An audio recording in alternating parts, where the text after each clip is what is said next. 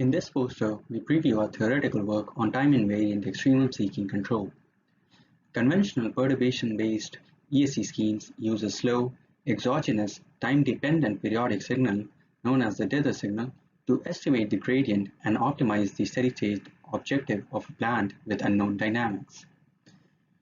To ensure the stability of the overall system, a small dither frequency is chosen such that there is sufficient timescale separation between the plant and the ESC dynamics.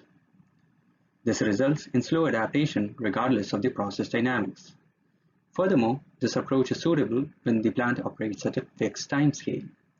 However, there are applications where the speed of the plant dynamics varies with time.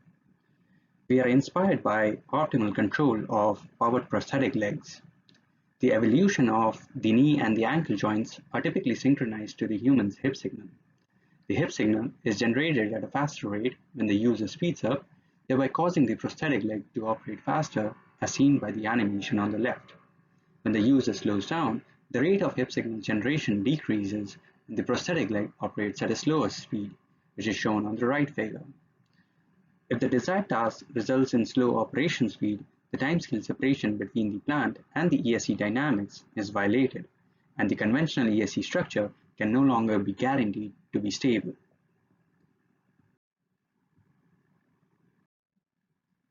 To test this, we simulated the closed-loop dynamics of the Vanderpoel oscillator and the conventional time-based ESC. The speed of oscillations can be varied by altering one of the parameters of the Vanderpoel oscillator. It can be seen on the left that the time-based ESC results in stable adaptation for fast oscillations of the Vanderpoel oscillator. However, on the right, it can be seen that when the speed of the Vanderpoel oscillator slows down, the time-based ESC adaptation produces severe oscillations.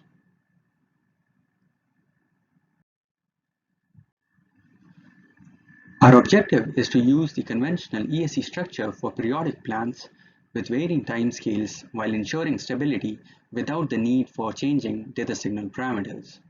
To achieve this, we replace the time-dependent dither signal in conventional ESC with a function of the states of the periodic system.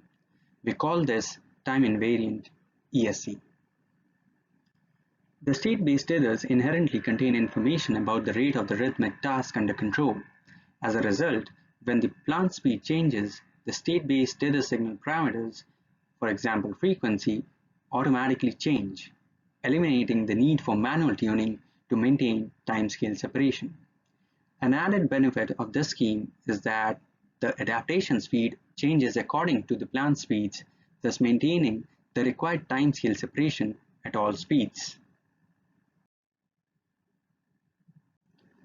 Next, we simulated the time-invariant ESC dynamics for different speeds of the Vanderpoel oscillator. Two observations can be made from these results. One, without changing any of the time-invariant ESC parameters, it results in stable adaptation for different plant speeds. Two, due to the use of state-based dither, the adaptation speed automatically changes.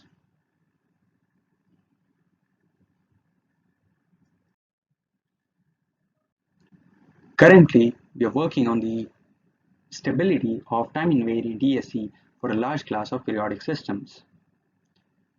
There are several challenges that restrict the use of existing nonlinear tools. One, in time-invariant ESC, we lose access to the dither frequency omega, and thus the use of averaging and singular perturbation tools is not trivial. Two, since we are dealing with an autonomous system with limit cycles, the stability analysis cannot proceed with typical Lyapunov functions. We are currently investigating a perturbation theorem for two-dimensional Poincare maps that can be potentially used to prove stability of time-invariant ESC. This theorem gives necessary and sufficient conditions for the existence of limit cycle and a sufficient condition for the stability of the limit cycle. It makes an assumption that for every fixed small parameter delta, the system should admit a fixed point such that it collapses to the initial condition as delta tends to 0. However, from equation 3, you will notice that if delta equals to 0, theta hat equals theta naught, which is the initial condition. On the right, we present Vanderpoel oscillator simulations starting from different initial conditions. It can be seen that it admits a family of fixed points which satisfies this assumption.